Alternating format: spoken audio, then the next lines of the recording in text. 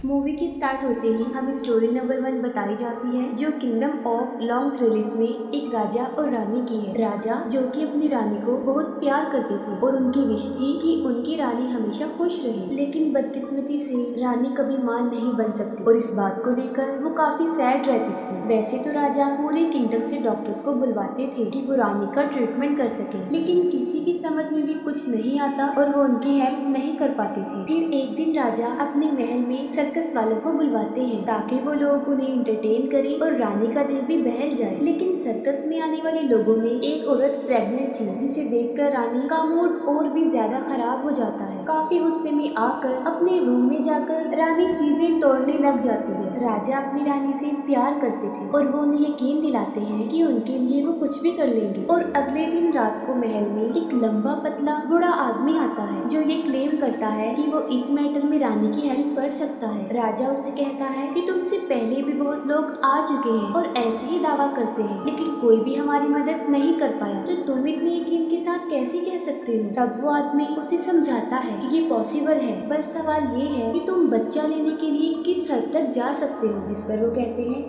आखिरी हद तक। वो बूढ़ा आदमी कहता है कि मैं जानता हूँ कि नेचर कैसे वर्क करती है और पूरी दुनिया एक बैलेंस में है। और वो कहता है कि अगर तुम एक जिंदगी हासिल करना चाहते हो तो उसके लिए तुम्हें एक जिंदगी सेक्रीफाइस भी करनी पड़ेगी ताकि सब कुछ बैलेंस में रहे, कुछ भी इम्बैलेंस ना हो। और वो लोग इसके लिए एग्री हो जाते हैं। राजा को टारगेट दिया जाता है कि वो सी क्रिएचर का शिकार करेंगे, जिसे मारने के बाद उसका दिल निकाल लिया जाएगा और उस दिल को एक ऐसी औरत पकाएगी जो अभी तक प्योर और बिल्कुल अकेली हो, जिसे बाद में रानी खा लेगी और वो प्रेग्नेंट हो जाएगी। क्योंकि उन लोगों को बच्चा चाहिए था तो राजा सी क्रिएचर के शिकार के लिए निकल जाते हैं और उनका टारगेट उन्हें एक रिवर में मिल भी जाता है, जो कि एक बहुत बड़े साइज का व्हाइट कलर का मॉन्स्टर था। राजा उसका शिकार करने के लिए पानी में जाता है और जब वो मॉन्स्टर सो रहा होता है, राजा उस पर वार कर देता है। राजा उसे मारने में कामयाब तो हो जाता है, लेकिन उस फाइट के दौरान राजा भी जख्मी हो जाता है। राजा इतना ज्यादा जख्मी हो जाता है कि मौके पर ही उसकी भी मौत हो जाती है। लेकिन तब तक राजा उस मॉन्स्टर का दिल निकाल चुके होते हैं और रानी खुद उस दिल को एक कपड़े में लपेटकर महल में ले आती है। उन लोगों की मेड्स में एक औरत ऐसी थी जो अभी तक प्योर भी थी और अकेली भी, और उसे ये ऑर्डर दिया जाता है कि वो उस दिल को रानी के लिए पकाएगी। लेकिन दिल को पकाते वक्त उसे भी अजीब सी फीलिंग्स होने लगती है और वो भी अचानक प्रेग्नेंट हो जाती है। और जब वो दिल पक जाता है तब उसे रानी भी खा लेती है और वही होता है जो उस बूढ़े शख्स ने कहा था। फाइनली रानी भी प्रेग्नेंट हो जाती है और एग्जैक्ट बिल्कुल एक ही टाइम पर रानी और वो मेड अपने अपने बच्चों को पैदा करती है। वो दोनों बच्चे लड़के ही थे। रानी अपने बेटे का नाम इलियस रखती है और मेड अपने बेटे का नाम जोना रखती है। फिर कहानी 16 साल के बाद दिखाई जाती है, जहाँ वो बच्चे अब बड़े हो चुके थे। रानी अपने बेटे के साथ बहुत खुश थी, जैसे उसे नई जिंदगी मिल गई हो। वो दोनों बच्चे एक ही दिन पैदा हुए थे और वो नॉर्मल बच्चों से थोड़ा अलग भी थे। उनके सारे हेयर्स व्हाइट कलर के थे, जो बिल्कुल उस सी मॉन्स्टर को रिप्रेजेंट कर रहे थे। और वो दोनों देखने में भी बिल्कुल सेम थे। वो दोनों ट्विंस लगते थे। वो दोनों एक दूसरे के काफी करीब थे, एक दूसरे से मिलते जुलते रहते थे। उनकी फ्रेंडशिप थी। लेकिन महारानी को उन दोनों की दोस्ती पसंद नहीं थी। वो अपने बेटे को समझाती रहती थी कि तुम एक शहजादे हो, तुम्हारी दोस्ती किसी नौकरानी के बेटे से नहीं हो सकती। लेकिन इलियस अपनी मदर की एक नहीं सुनता था, पर इसके बावजूद भी वो दोनों मिलते थे। और उन दोनों में ये एबिलिटी भी थी कि वो पानी में सांस ले सकते थे और छुपने के लिए अक्सर वो उसी रिवर में जाया करते थे जहाँ पर उस मॉन्स्टर को मारा गया था। रानी अपनी मेड को वार्न करती है कि अगर उसने अपने बेटे को नहीं समझाया तो वो उसे और उसके बेटे दोनों को ही किंगडम से निकाल देगी। लेकिन फिर भी वो बाज नहीं आते थे। वो मिलते थे और एक दिन तो वो लिमिट ही क्रॉस कर देते हैं। जोना इलियस के कपड़े पहनकर रानी के सामने चला जाता है और रानी उसे पहचान ही नहीं पाती कि वो उसका बेटा है या नहीं। बस उसे शक रहता था और जब उसे रियलिटी का पता चलता है तब वो जोना को किंगडम से निकालने का ऑर्डर देती है। इलियस उसे रोकने की कोशिश करता है, लेकिन वो नहीं रुकता। जोना एक नाइफ से वहाँ के एक ट्री की रूट्स को काटता है जहाँ से पानी बहने लगता है। जोना इलियस को कहता है कि जब तक ये पानी साफ हो तुम समझ जाना कि मैं जिंदा हूँ, और जब ये रेड हो जाए तब तुम समझ लेना कि मेरी जान को खतरा है, और ये कहते ही वो वहाँ से चला जाता है। कई महीने गुजर चुके होते हैं और इलियस पानी देखने के लिए भी आता था, और एक दिन वो पानी रेड हो जाता है। तब वो समझ जाता है कि जोना की जान खतरे में है और कुछ तो गड़बड़ जरूर है, और वो अपनी मदर को इन्फॉर्म किए बगैर ही किंगडम से जोना को ढूंढने निकल जाता है। काफी तलाश करने के बाद उसे जोना का घर मिल जाता है। जोना एक लड़की से शादी कर चुका होता है। क्योंकि दोनों के फेस मैच होते थे तो वो लोग उसे जोना ही समझ लेते हैं, और तब उसे पूछने पर पता चलता है कि जोना 5 दिन पहले जंगल गया था और अभी तक वहाँ से वापस नहीं आया है। तब इलियस भी जोना को ढूंढने जंगल में चला जाता है, और पीछे से रानी को अपने बेटे की बहुत फिक्र हो रही थी। वो पूरे किंगडम में उसकी तलाश करवाती है, लेकिन वो किसी को भी नहीं मिलता, और फिर वो उसी बूढ़े शख्स को बुलवाती है, और वो बूढ़ा शख्स एक बार फिर से वही डिमांड कर देता है कि अगर महारानी अपने बेटे को वापस लाना चाहती है तो जान के बदले जान देनी होगी, और वो इस बात के लिए मान भी जाती है। जंगल में जोना कहीं पर फंस गया था और काफी जख्मी भी हो चुका था, और तब एक उड़ने वाला मॉन्स्टर उस पर हमला करता है और उसे जान से मारने की कोशिश करता है। जोना की चीखें सुनकर इलियस को उसे ढूंढने में आसानी हो जाती है। वो जोना को ढूंढ लेता है और अपने तलवार से उस मॉन्स्टर को मार डालता है, लेकिन वो फ्लाइंग मॉन्स्टर उसकी अपनी माँ थी, और उसे ये अंदाजा नहीं था कि उसने अपनी माँ को ही मार डाला। लेकिन बार्गेनिंग भी यही हुई थी, जान के बदले जान। जोना की जान बच जाती है और इलियस किंगडम का बादशाह बन जाता है, और यहीं पर स्टोरी का एंड हो जाता है। स्टोरी नंबर 2 एक किंग और एक बूढ़ी औरत की है, और यहाँ का किंग काफी अयाश था। हर वक्त उसके पास लड़कियां रहती थी और वो खुद शराब के नशे में रहता था, लेकिन अभी तक उसे कोई रानी नहीं मिली थी, कोई ऐसी जिसे किंग दिल से एक्सेप्ट करे और उससे शादी करे। उसी महल के पास एक गांव में 2 बूढ़ी औरतें रहती थी। वो दोनों बिल्कुल अकेली थी और घर से इतना बाहर भी नहीं जाती थी, और उनकी शादी भी नहीं हुई थी, जिससे ये साफ जाहिर था कि उन्होंने अकेले ही वहीं पर वैसे ही मर जाना है। लेकिन उनकी आवाज बहुत प्यारी थी। उम्र के लिहाज से उनकी आवाज किसी बूढ़ी औरत की तरह नहीं थी।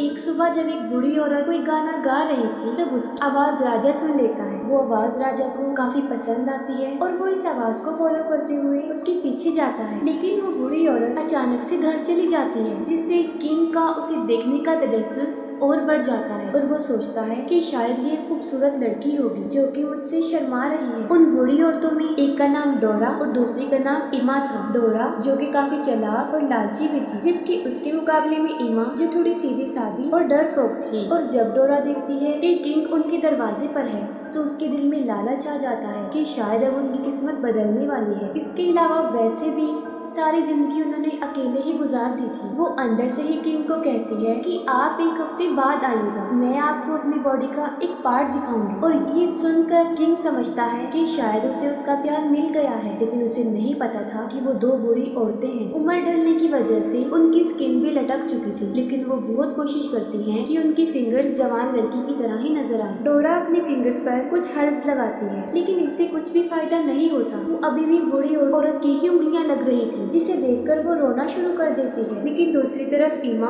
जिसने अपनी फिंगर्स को काफी दिनों से मुंह में रखा हुआ था, वो कुछ बेटर लग रही थी, और आज ही 1 हफ्ता भी पूरा होने वाला था, यानी किंग ने उसकी उंगली देखने आना था। और डोरा जो कि बहुत चालाक थी, वो अपनी उंगली की बजाय इमा की उंगली दिखा देती है। अब किंग खुद पर कंट्रोल नहीं कर पा रहा था, जो उन्हें देखना चाहता था, लेकिन वो जानती थी कि अगर किंग को उनकी इस हरकत का पता चल गया तो वो उन्हें सूली पर लटका देगा, जिसके लिए वो फिर एक शर्त रख देती है। वो कहती है कि मैं आधी रात को आपके महल में आऊंगी, जिसके लिए शर्त ये होगी कि वहाँ पर बिल्कुल अंधेरा हो, महल के सारे कैंडल लाइट्स बुझा दिए जाएं, जिसके लिए किंग एग्री हो जाता है। अब इमा डोरा की बॉडी को किसी ग्लू केमिकल से टाइट करती है ताकि वो एक जवान लड़की की बॉडी लगे। आधी रात को किंग का एक आदमी डोरा को लेने आता है और उसकी शर्त के मुताबिक महल में अंधेरा होता है। सुबह को उसे फील होता है कि कुछ तो गड़बड़ है, और जब लाइट में वो उसे देखता है कि उसने एक रात एक बूढ़ी औरत के साथ गुजारी, तो वो गुस्से से पागल हो जाता है और डोरा को अपने महल की खिड़की से बाहर फेंक देता है। लेकिन जंगल में डोरा बच जाती है और उसके साथ एक मैजिक हो जाता है। वहाँ पर एक विच आती है और देखते ही देखते वो बूढ़ी बदसूरत डोरा एक जवान लड़की में चेंज हो जाती है, जिसके बहुत लंबे खूबसूरत सुनहरे बाल थे। और अगले दिन किंग शिकार के लिए उसे जंगल में जाता है। एक ही नजर देखते ही उसे डोरा से प्यार हो जाता है और वो उसे अपने महल में ले आता है और अपनी रानी बनाने का डिसीजन लेता है। डोरा कुछ भी नहीं जानती थी कि वो जवान औरत कैसे बनी, लेकिन उसे अपनी सिस्टर इमा अभी भी याद थी और वो उसे अपनी शादी पर भी इनवाइट करती है, जबकि ईमा को भी अंदाजा नहीं था कि उसकी बहन अब एक जवान लड़की बन गई है और अनकरीब वो क्वीन बन जाएगी। डोरा अपनी बहन को जो ड्रेस भिजवाती है वो काफी कॉस्टली होता है। ईमा उसी ड्रेस को पहनकर शादी में जाती है और वहाँ पर डोरा उसे सारी स्टोरी बता देती है और वो अपने दिल में विश करती है कि उसे भी अपनी बहन जैसा जवान बनना है। जब ईमा ने डोरा से पूछा था कि वो जवान कैसे हुई, तब उसने मजाक में कहा कि मैंने अपनी बुरी स्किन उतार दी, लेकिन ईमा इस बात को सच समझ लेती है। फिर वो एक लोहार के पास जाती है और उसे अपना नेकलेस और एक्सपेंसिव ड्रेस देने का वादा करती है, इसी शर्त पर कि अगर वो उसकी स्किन उतार दे। वो लोहार तो ईमा से भी ज्यादा बेवकूफ होता है। वो उसे जंगल ले जाकर बांध देता है और उसकी स्किन उतार देता है। काफी डिस्टर्बिंग सीन है और वो उसी जख्मी हालत में वापस आती है और जाहिर है उसने मरना ही था, वो मर जाती है। लेकिन दूसरी तरफ उसकी बहन डोरा का मैजिक भी ज्यादा अरसे तक नहीं रहता, वो भी बूढ़ी होना शुरू हो जाती है और जब उसे खुद इस बात का रियलाइज होता है कि अब वो बूढ़ी बनती जा रही है तो वो वहाँ से भाग जाती है और थोड़ी ही देर में वो अपनी असली एज में वापस आ जाती है और पूरी की पूरी बूढ़ी औरत बन जाती है। और इस कहानी की यहीं पर एक सैड एंडिंग हो जाती है। स्टोरी नंबर 3 भी एक किंगडम की ही है। राजा काफी अजीब थे। उनकी रानी की काफी अर्सा पहले ही डेथ हो चुकी थी और वायलेट उनकी बेटी थी, लेकिन फिर भी उन्होंने शादी नहीं की और वो अपनी बेटी वायलेट को भी दिल से प्यार नहीं करती थी। एक दिन बादशाह देखता है कि उनके हाथ पर एक पैरासाइट इंसेक्ट है जो कि खून पीता है। राजा को वो काफी अच्छा लगता है और वो उसे अपना खून पिलाता है और वो उसे शीशे के एक बॉक्स में बंद करके रखता है। हर रोज वो उसे अपना खून पिलाता था। वक्त गुजरने के साथ साथ वो इंसेक्ट बड़ा होता जाता है। दूसरी तरफ वायलेट जो अब जवान हो चुकी थी, जो किसी शहजादे की ड्रीम देखती थी, लेकिन बादशाह थोड़ा इर्रिस्पॉन्सिबल था और उसे इस बात का ख्याल नहीं आता और वो अपने इंसेक्ट के साथ ही खुश थे जो कि अब काफी बड़ा हो चुका था। लेकिन एक दिन वो पैरासाइट बीमार हो जाता है और मर जाता है। राजा उसकी सारी स्किन उतार देता है और अपनी बेटी को कहता है कि तुम्हारे लिए हस्बैंड ढूंढने का वक्त आ गया है। वो कहता है कि मैं एक कंपटीशन रखने वाला हूँ और जो भी उसे जीतेगा वो तुम्हें पा लेगा। वायलेट इस बात से खुश तो होती है लेकिन थोड़ी सी अपसेट भी, क्योंकि वो खुद अपनी मर्जी का हस्बैंड तलाश करना चाहती थी, लेकिन फिर भी वो अपने फादर के इस डिसीजन को मान लेती है। पूरे किंगडम में ये ऐलान किया जाता है और राजा अपने महल में वो स्किन लटका देता है और जो भी बताएगा कि ये किसकी स्किन है तो वो जीत जाएगा। बहुत से लोग उसके लिए ट्राई तो करते हैं लेकिन कोई भी प्रॉपर आंसर नहीं दे पाता, क्योंकि आमतौर पर वो इंसेक्ट इतना बड़ा नहीं होता। फिर महल में एक बदसूरत इंसान आ जाए कि कोई भी उसे देखकर डर जाए और वो भी इस कंपटीशन में हिस्सा लेना चाहता था और राजा आखिरकार उसे भी परमिशन दे देता है और वो जानवर जैसा दिखने वाला आदमी सिर्फ स्किन सूंघ कर ही बता देता है कि ये किस इंसेक्ट की स्किन है, जिससे वायलेट और राजा भी हैरान हो जाते हैं। वायलेट जो कि बुरी तरह डर भी जाती है और वो रोते हुए महल की छत पर आ जाती है और वो सुसाइड करने लगती है, लेकिन राजा उसे समझाता है मैं अपनी जुबान से नहीं फिरता और अब यही तुम्हारी फेट है, इसे एक्सेप्ट करो। वायलेट अपने फादर को काफी कहती है कि आप किस तरह के बाप हैं, एक बदसूरत इंसान को अपनी बेटी दे रहे हैं, और कहती है कि मैं एक शहजादी हूँ, लेकिन मजबूरन राजा उस बदसूरत को शहजादी दे देते हैं। वो जबरदस्ती रानी को दूर पहाड़ों में ले जाता है और वायलेट काफी दिनों तक रोती रहती है। और जब वो आदमी एक दिन शिकार के लिए जाता है, एक दूसरी पहाड़ पर शहजादी किसी औरत को देखती है और वो उससे हेल्प मांगती है। वो कहती है कि वो खुद एक शहजादी है और उसे एक शैतान ने यहाँ पर कैद किया हुआ है, लेकिन वो दोनों एक दूसरे से